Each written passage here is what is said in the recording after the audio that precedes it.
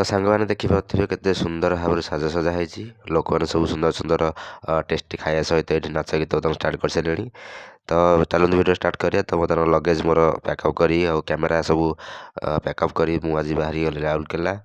ତ ଫାଇନାଲି ଯେହେତୁ ବର୍ଷା ହେଉଥିଲା ତ ଅଟୋରେ ତ ଯାଇ ହେଲାନି, ତ ବାଧ୍ୟ ହେଇକି କାର୍ ନେଇକି ଭାଇଙ୍କ କାର୍ ନେଇକି ଯିବାକୁ ପଡ଼ିଲା।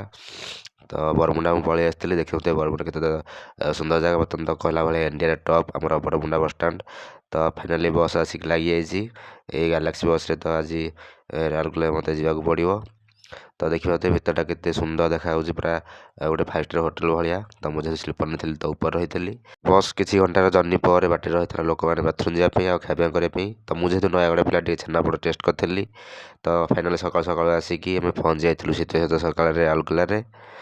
ତ ଭାଇ ଆମକୁ ଯାଇକି ରିସିଭ୍ କରିକି ଯାହାଙ୍କ ପ୍ରୋଗ୍ରାମ୍ ଆସିଛୁ ଆମକୁ ଆଣିକି ଗଭର୍ଣ୍ଣମେଣ୍ଟ କ୍ୱାର୍ଟରରେ ରଖିଥିଲେ।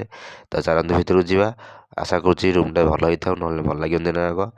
ଯାହା ହଉ ବାହାର ତ ଟିକେ ଭଲ ଲାଗୁଛି, ରୁମ୍ଟା ବହୁତ ସୁନ୍ଦର ହେଇଥିବ ବୋଧେ। ତ ଚାଲନ୍ତୁ ଭିତରକୁ ଯିବା ଆଉ ଦେଖିବା ରୁମ୍ଟି କେତେ ସୁନ୍ଦର ଦେଖାଯାଉଛି, କି ସୁନ୍ଦର ଅଛି କି ଭଲ ଅଛି ନା ନାହିଁ। ଯାହା ହଉ ଫାଇନାଲି ଭଲ ବେଡ଼୍ ଅଛି, ଏସି ବେସି ଲାଗିଛି, ଟିଭି ଅଛି। ତ ରୁମ୍ରେ ଫ୍ରେଶ୍ ହେଇସାରି ଦ୍ୱିପହରେ ଲଞ୍ଚ ପାଇଁ ଆମେ ପଳେଇ ଆସିଥିଲୁ ଟିକେ ବାହାରକୁ ଟାଉନ୍ ଭିତରକୁ। ତ ଲୋକମାନେ ଯେହେତୁ ଏଇ ହୋଟେଲକୁ ଆସିବା ପାଇଁ ଆମକୁ ଟିକେ କହିଲେ ଭଲ ହୋଟେଲ, ତ ଏଠିକି ପଳେଇ ଆସିଥିଲୁ। ତ ଆମେ ଅର୍ଡ଼ର କରିଥିଲୁ ଚିକେନ୍ ଫ୍ରାଏଡ଼୍ ରାଇସ୍ ସହିତ ଚିକେନ୍ ବଟର୍ ମସଲା ଆଉ ବିରିୟାନୀଟା ଟିକେ ଲେଟ୍ରେ ଆସିଲା। ତ ଏପଟେ ଇଭିନିଂରେ ସାଜସଜା ହେଇ ପ୍ରୋଗ୍ରାମ୍ ଷ୍ଟାର୍ଟ ହେଇଥିଲା, ଗେଷ୍ଟ ଆସିଥିଲେ। ଆକ୍ଚୁଆଲି ପ୍ରୋଗ୍ରାମ୍ଟା ହେଉଛି ଜଣେ ସମ୍ପର୍କୀୟଙ୍କର ଝିଅଙ୍କ ଜନ୍ମଦିନ ଥିଲା। ତ ସେଇଥିପାଇଁ ରାଉରକେଲା ଆସିବାକୁ ପଡ଼ିଥିଲା, ଦୂର ବାଟ ହେଲେ ବି ସୁଦ୍ଧା ସେ ରାଉରକେଲାରୁ ବୁକିଂ କରିନେଇଥିଲେ ଫଟୋ ପାଇଁ। ତ ଆମକୁ ଡାକିଥିଲେ ଭୁବନେଶ୍ୱରରୁ। ତ ଦେଖିବା କେତେ ସୁନ୍ଦର ସାଜସଜା ହେଇଛି। ତ ସୁଟିଂ କରିସାରି ବର୍ତ୍ତମାନ ଆମେ ଷ୍ଟେସନ୍ ପଳେଇ ଆସିଥିଲୁ। ଯେହେତୁ ଆସିଲା ବେଳେ ଭୁବନେଶ୍ୱରରୁ ଆମେ ବସ୍ରେ ଆସିଥିଲୁ, ତ ଏବେ ଭୁବନେଶ୍ୱରକୁ ଆମେ ରାଉରକେଲାରୁ ଟ୍ରେନ୍ରେ ହିଁ ସଫର କରିବୁ।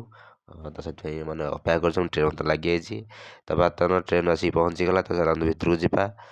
ତ ଯେହେତୁ ରିଜର୍ଭେସନ୍ ହେଇଥିଲା ଆମର ଏସିରେ, ତ କୌଣସି ତ ଅସୁବିଧା ହେବନି। ତ ବର୍ତ୍ତମାନର ସିଟ୍ଟା ମୋତେ ଖୋଜିବାକୁ ପଡ଼ିବ। ତ କେଉଁଠି ଆମର ସିଟ୍, ଯେହେତୁ ଏଇଟା ହେଉଛି ଏସି, କୌଣସି ମାନେ ଫ୍ରଡ଼୍ ହେବନି ଏଇଠିକି, କିଛି ଅସୁବିଧା ନାହିଁ କି ନିଜ ସିଟ୍ରେ କେହି ବସିନଥିବେ। ଏଇଟା ହେଉଛି ଚେୟାର କାର୍। ତ ଯେହେତୁ ମୋର ସିଟ୍ ନମ୍ବର ଥିଲା 57, ତ ମୋତେ ସାଇଡ଼୍ରେ ମିଳିଥିଲା। ତ ସାଇଡ଼୍ରେ ମୁଁ ଏକୁଟିଆ ବସିକି ସଫର କରିଥିଲି, ଭୁବନେଶ୍ୱରକୁ ପହଞ୍ଚି ଯାଇଥିଲି।